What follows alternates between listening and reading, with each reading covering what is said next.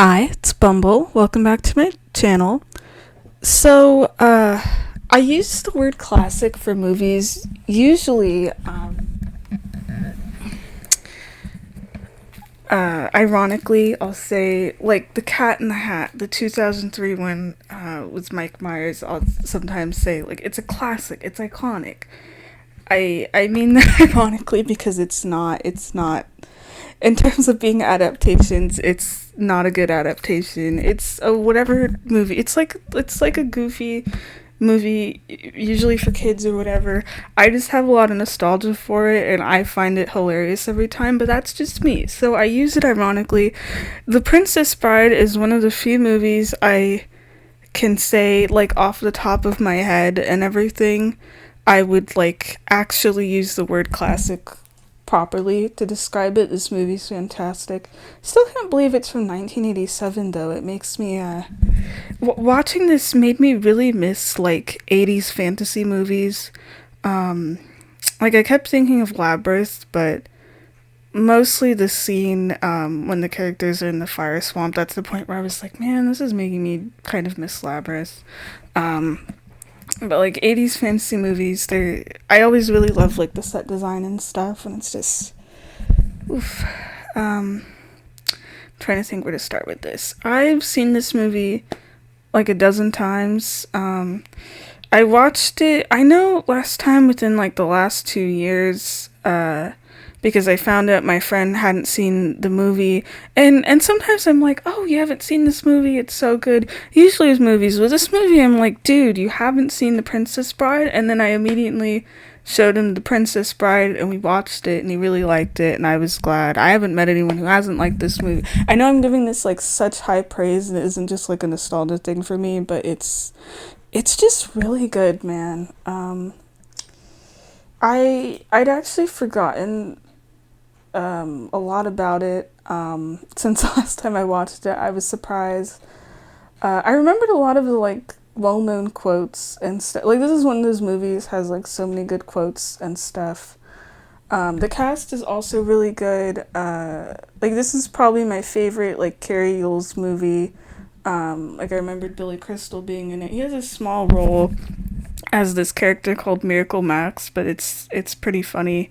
Where he makes like the same kind of jokes like he usually does, but it's funny because like at one point I think he starts talking about like a BLT, but it's called like an MLT or whatever, But they're in like a fantasy world, so it doesn't make sense, but it makes it funny. I like Mandy Patinkin's character, who's this guy that's hunting down the six-fingered man that killed his father, and when he finally gets to confront him, it's one of my favorite scenes in the whole movie, because he ends up getting injured and then is just so determined to get his revenge. He ends up beating this man, and it's really cool, but he's a fun character. He's him and Andre the Giant's character, what is his name? Is it not? Fezzik. Yeah, they work for this guy named Vicini, who's played by Wallace Shawn. And Vicini's kind of an asshole. I'm actually bummed that he ends up dying really early on. I'm like conflicted actually. Like on one hand, he's really annoying, so if he continued to stay alive, I would have just found him even more annoying. But Vicini's the kind of annoying character where he's like really funny. So you kind of don't really mind it as much. But the two people that work for him, like I mentioned, they're both really nice, and they're like the side characters that help Wesley find Buttercup and stuff. And then when they all work together at the end to break in the castle is also just really cool. Like they all end up becoming friends and stuff. I'm trying to think what else. I think this is the only movie I know Mandy Patinkin for, actually. Like I'm used to it's funny, like I grew up with this movie, I remembered him as this one specific character in the movie. And then like years later, like when I was getting into watching like musical theater and stuff, and then I found out like, oh, okay, that's why I haven't probably seen him in other movies, because he does musical theater. And I'm used to him like with that now. Like I was trying to tell my dad, after we finished the movie about a musical I like him in called Sunday in the Park with George. And it was sort of weird where I was like, oh, it's about the guy that painted the painting from Ferris Bueller. And my dad didn't know what I was talking about, and I had to show him the painting and then talk about the musical and stuff. Let me see, who else? I don't think I've seen Andre the Giant in any other movie either, but my dad and I know we're going to look that up. Robin Wright, I know I've seen her in other things. I was trying to remember, like, throughout the whole movie. There's, like, a specific one, or, like, something I just watched recently that I recognized her in, because she's in Forrest Gump. I was actually surprised my dad was the one out of the two of us that remembered about that. There's something specific that was also from the 80s. I can't remember what it is. Let me pause. I feel like I need to just look this now. Okay, yeah, I can't remember. I was thinking about the 1990 Phantom of the Opera made-for-TV movie I talked about a while ago, but it's a different actress. Anyway, yeah, she's probably mostly well known for being in Forrest Gump as Jenny. Maybe that's what I was thinking of. I don't know. But I like her character, Buttercup, where even before she becomes a princess, because her and Carrie Eagle's character Wesley are both like these poor, like common people and stuff. She already kind of acts like a princess anyway, where she's like constantly like ordering him around and stuff, and then she falls in love with him, and then when he's not around she gets like super depressed, and then towards the end she has to marry this other guy, and she doesn't know if Wesley's alive, and she just tries to like kill herself before he stops her and stuff. So she's like really dependent on him, but it's like this whole thing about like true love. I do like their relationship, it's very sweet. But they're not together for like most of the movie, because like parts of it are about rescuing her and stuff.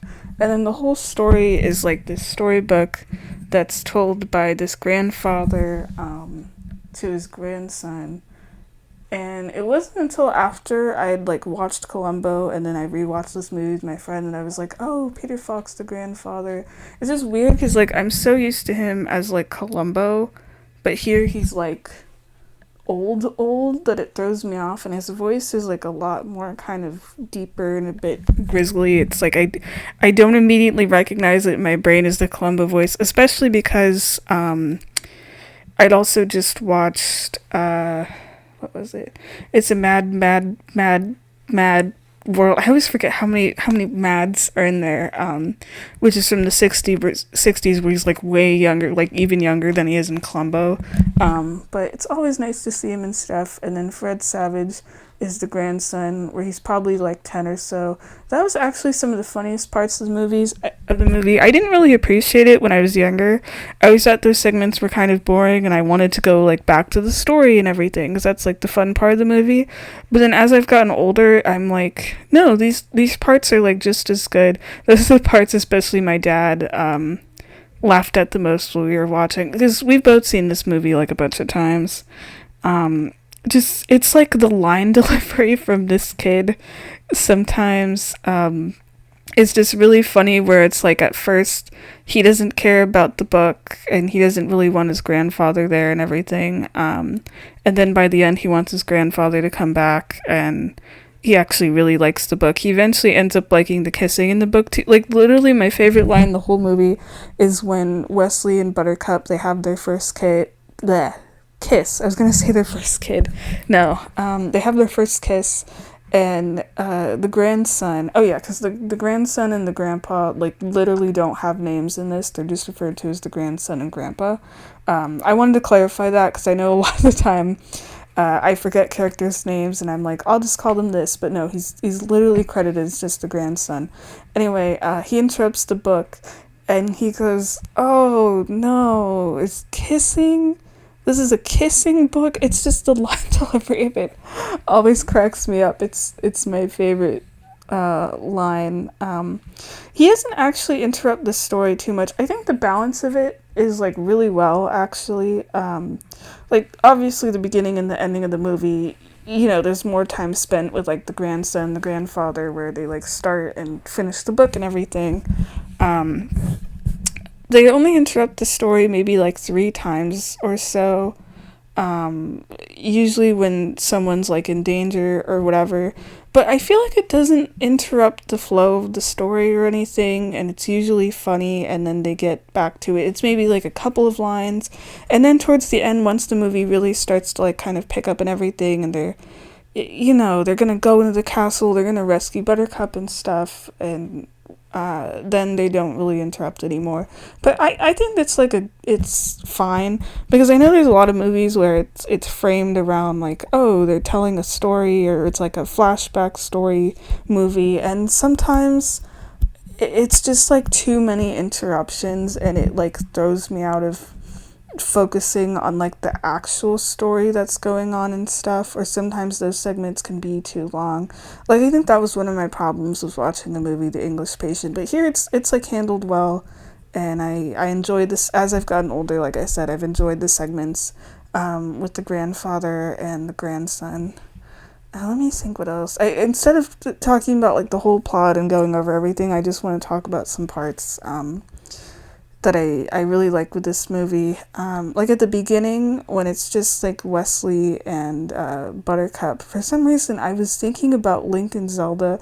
I think because Wesley at that point in the story, he's an interesting character actually. I want to talk about that for a bit, where he originally doesn't really say much except the whole line of like, as you wish, you know, to any of Buttercup's demands, and he's sort of just kind of quiet and doing his job and stuff, but he is like in love with her, and like the way he stares at her, it's like, man, I gotta find somebody that the way that looks at me the way like Wesley stares at Buttercup. Um, but then once there's like the 5 year time skip, and he's sort of taken the persona of the Dread Pirate Roberts and everything, and it's not completely like he's trying to seem like intimidating to hold that image. I think it's more of like we get to see what his like true personality is. He's like a super fun character where he can be very like gentlemanly and stuff. Like he's like his first encounter, where is it? When they're going up the cliffs. Because one of the segments I really like in this actually is when he has to go and deal with Fezzik, Inigo, and Vicini, and it's like a battle of like wits, brute strength, and steel or whatever. Just that whole section of the movie is really cool, where he, you know, rescues Buttercup, and then it's the two of them for a while, but especially his fight with Inigo, and it's like right after he has to climb the, what is it, the Cliff of Insanity or whatever, and they're both good sports about it, of like, you know, these two just climbed a mountain, they take a little break, they chat, they don't like actually want to kill each other, it's more of like they're in each other's way, and they give each other a fighting chance. That's always really cool. And then they end up becoming friends and stuff. And if anything, that's how everyone gets to stay alive, because they end up like sparing each other and stuff. He's also really gentle with like Buttercup as well. I thought that's neat. It's funny to me. It happens mostly at the beginning, and then towards the end, or when he first doesn't want her to know like who he actually is. He can be like kind of snarky a bit too. He has some funny lines, not as funny as like most of the other characters. But yeah, but it's always fun watching him like once it's past like the 5 year time skip at the beginning, and he wears like the pirate outfit for like the rest of the movie and stuff. But yeah, him and Buttercup, they give me like a Link and Zelda vibe a little bit, especially when they're in the fire swamp. I mentioned that location earlier, but I want to like talk about it. I think it's just like the imagery of like watching him like lead her along and stuff, and she's kind of a little bit scared of where they are. It just gave me that like vibe. And probably also because they're both blonde too. I don't know. I used to not really like that segment of them in the fire swamp, but I think I was okay with it this time. It's just weird watching it because like I just kept thinking about Labyrinth, and even though I love this movie, I thought like, man, I wish I was watching Labyrinth right now. Maybe I'll watch that too. I don't know. It's probably on like a streaming service somewhere. Um, Especially because I've been watching more like Muppet stuff lately. But the Fire Swamp's okay. Not really for anything that like happens in it. I mean, they do run into danger of fire, and the part where they go in the sinkhole is actually kind of cool. Where they have to like jump in, and then when they emerge out, they're like covered in sand and stuff. And there's the rodents of unusual size that they have to fight. That's a pretty good fight. I like the rat puppet. It looks like a little scary. But I more so liked that scene, I guess, because it's like the one time they get to like, or like the first time really they get to kind of just talk, where it's just Wesley and Buttercup, even though she doesn't know it's like Wesley and stuff. They get to spend a little bit of time together, because then they end up separated again until the very end when he goes to like rescue her and stuff. But even then they don't really get to like talk much, so it's like the one time they get to just kind of like hang out. Let me think. What else? I mentioned about Miracle Max. I also like that scene. I actually had mistaken Miracle Max for a different character. There's a part earlier on where they meet an albino who's like this torture guy or whatever. Because Billy Crystal, because this movie takes place in the 80s, I don't know how old he is, but he's like, not like an actual old man. But I remember playing an old man character, and at first I thought he was the albino character, but it's not like Billy Crystal's voice. Like, I very clearly remembered, like, Billy Crystal playing an old man character, but he has, like, his normal voice, so he doesn't sound like an old man or anything, but it's actually a character later in Miracle Max. But that segment's funny. He ends up trying to bring Wesley back to life, not out of, like, the goodness of his heart or for money or even for, like, a noble cause, like he so claims, but he literally just wants to get revenge on the Prince character that had like fired him, and he finds out if Wesley gets brought back to life, Wesley's gonna interrupt the wedding and like humiliate the prince, and he's like, yeah, I'll take your money, I'll bring this guy back to life or whatever, and he makes this miracle pill or whatever that's chocolate coated to bring Wesley back to life, and then after the gang leaves, he tells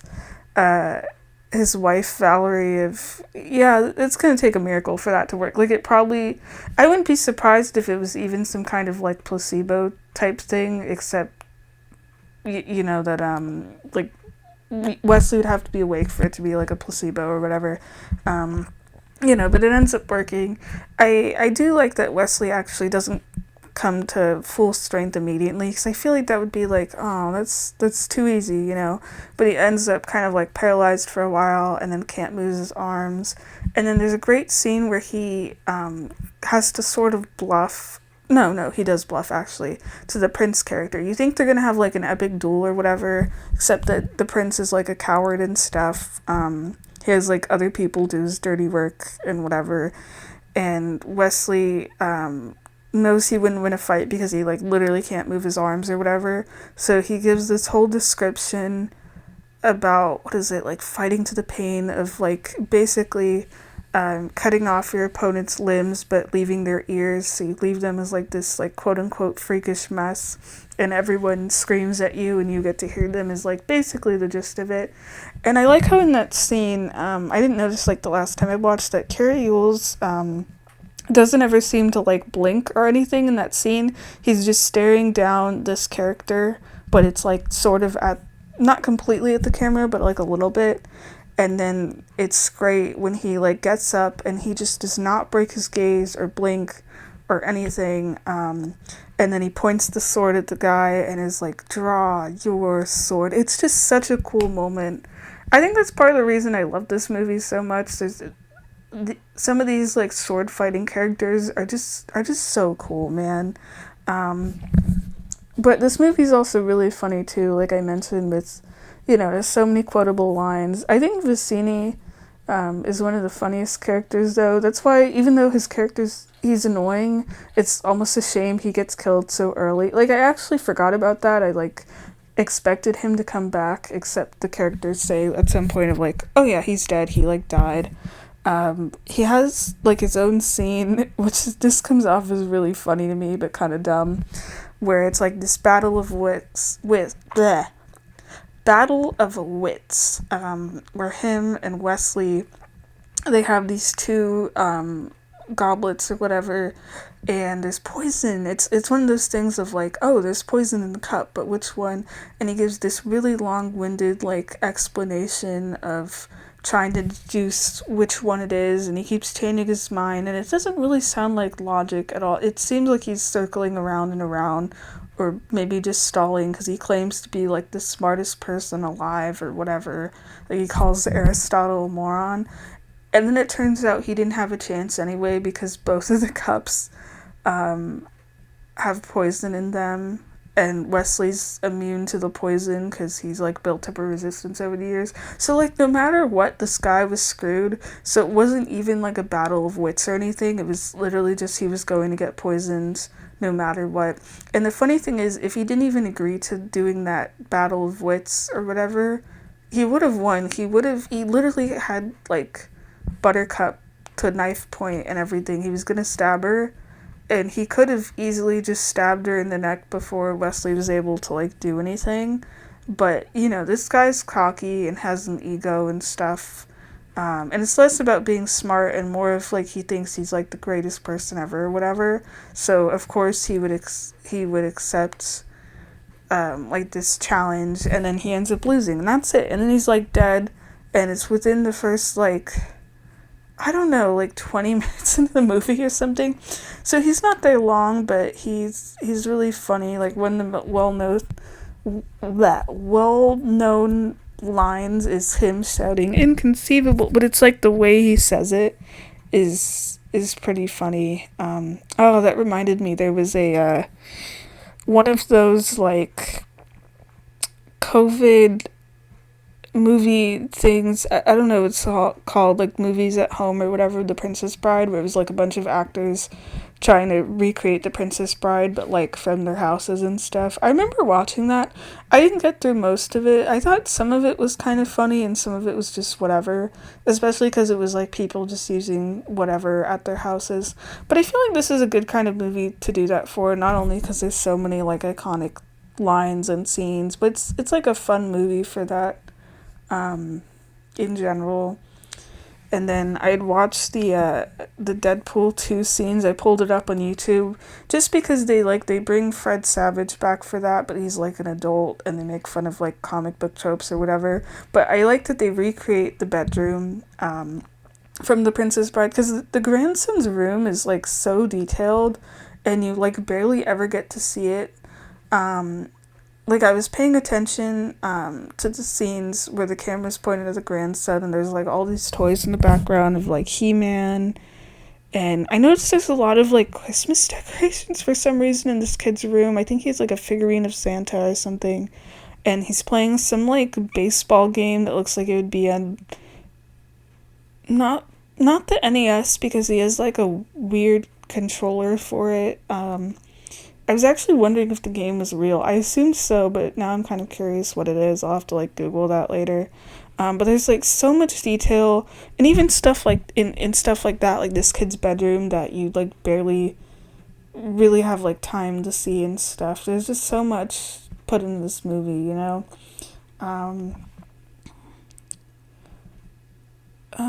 think that's all I want to talk about with it, actually. Because I've seen this before. I've even done a review of this before as well. But that was, like, that's why I also remembered I'd seen this at least, like, 2 years ago, because I remember doing the review for my old channel, but I don't remember what I said, and I also don't have the video. Even if I did, I'd probably just make a new one anyway, because I feel like every time I watch this movie, there's, like, different things that I notice about it and stuff. But it's fun. It's fun for me to do videos on movies like this that I've seen, like, a billion times, because I feel like they're movies where I don't really want to talk or care about like going over everything in the plot, and more I'm just like I want to blab about my favorite scenes and things that I find funny. But I mentioned Labyrinth. I don't know if I'll get around to that. I have some movies with my friends I still need to watch, like The Naked Gun and Airplane. I This might be the last movie in terms of like the ones I've been like watching with my dad though. Because we have a documentary on John Candy to watch. I think like one other thing on DVD. We might watch some stuff on streaming though. I'll have to see. I'm just mentioning about that because I know I mentioned about my dad in these, but it's mostly because like if I watch with a specific person, I like to talk about their reactions too. Or, sometimes it's nice when you watch with other people and they point out things and whatever. All right. Bye bye.